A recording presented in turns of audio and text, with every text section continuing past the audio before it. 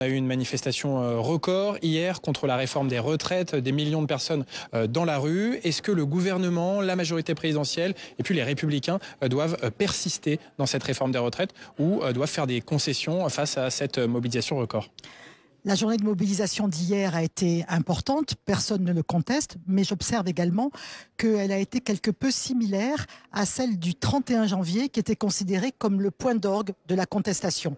Alors certes, il y a eu entre 1 à 3 millions de manifestants dans les rues, c'est important, mais je veux aussi relativiser ce chiffre par rapport à bon nombre de Français qui sont restés chez eux ou en tout cas qui ont réussi néanmoins à aller travailler. Donc cette mobilisation pour moi est un succès, mais elle n'est pas un triomphe. Ce n'est pas non plus une journée historique, comme l'espéraient les syndicats qui avaient appelé, je vous rappelle quand même, à mettre la France à l'arrêt, à mettre l'économie à genoux. Et je vois fort heureusement que la France n'a pas été mise à l'arrêt et qu'il faut continuer, bien évidemment, à ce que la procédure d'examen parlementaire du projet de réforme puisse continuer à se faire ici au Sénat et que nous arrivions au soir du 12 mars à la voter. On parlera dans quelques instants justement des débats au Sénat qui ont été houleux la nuit dernière. Les grèves vont se poursuivre dans certains secteurs, des actions vont être menées. Et d'ailleurs, l'électricité a été coupée dans la permanence de Gérard Larcher dans les Yvelines, dans sa permanence de sénateur. Vous dénoncez ce geste ? Bien sûr, je trouve cela extrêmement regrettable. J'apporte bien évidemment mon soutien à Gérard Larcher, le président du Sénat.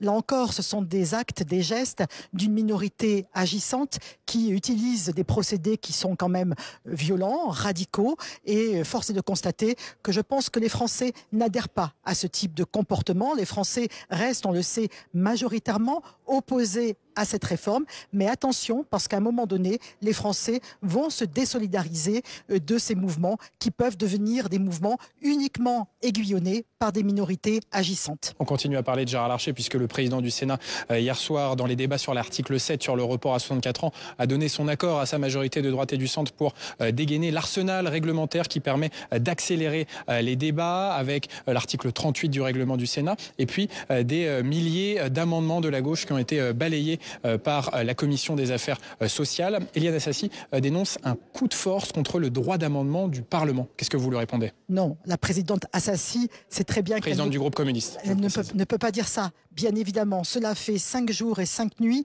que nous débattons, que l'ensemble des 3 groupes de gauche peuvent développer leurs arguments sur les milliers d'amendements qu'ils ont déposés, sur l'amendement, des prises de parole, des explications.